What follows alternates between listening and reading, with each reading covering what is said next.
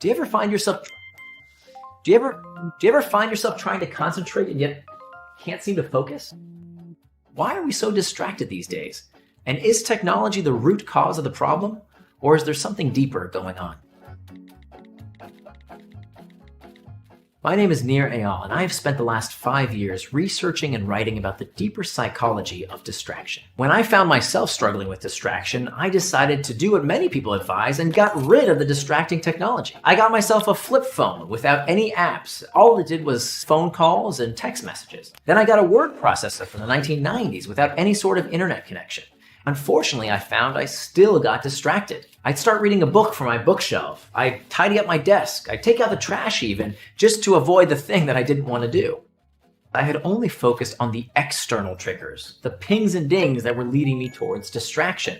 What I hadn't focused on, and what turns out to be a much more common source of distraction, are the internal triggers.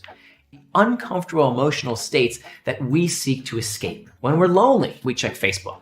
When we're uncertain, we Google. When we're bored, we check the news, stock prices, sports scores, anything to not feel these uncomfortable sensations that we're not ready to experience. Here are a few techniques I discovered in my research that can help us stay on track.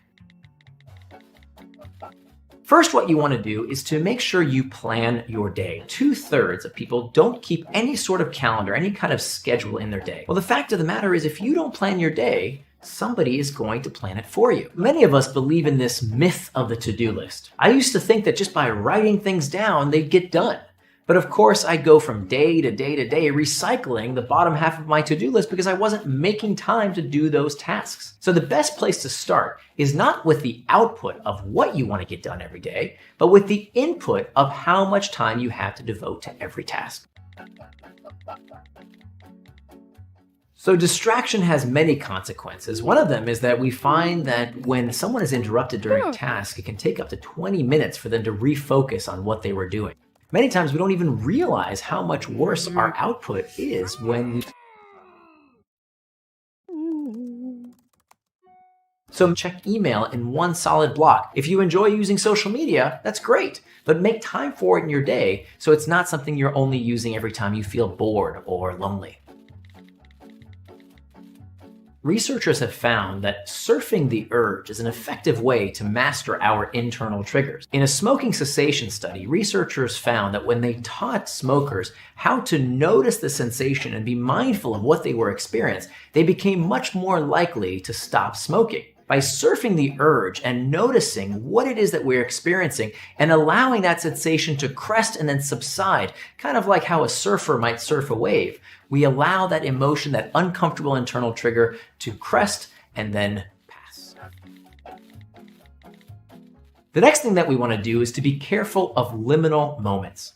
Liminal moments are these periods of time when we are transitioning from one task to the other. So for example, if you start checking your email on the way back from a meeting and you're finally at your desk and you keep checking your email instead of getting to the task at hand, well, now that liminal moment has turned into a distraction. So be careful those times when you're transitioning from one task to the next. A study of alcoholics found that the #1 determinant of whether someone would stay sober after a rehabilitation program was not their level of physical dependency. It wasn't what was happening in their body. In fact, it was what was happening in their minds. The people who were most likely to stay sober were those who believed they had the power to stop. So when we think that technology is hijacking our brains or it's addicting everyone, we are making it more likely that we won't be able to put technology distractions in their place. So don't believe this line that there's nothing we can do.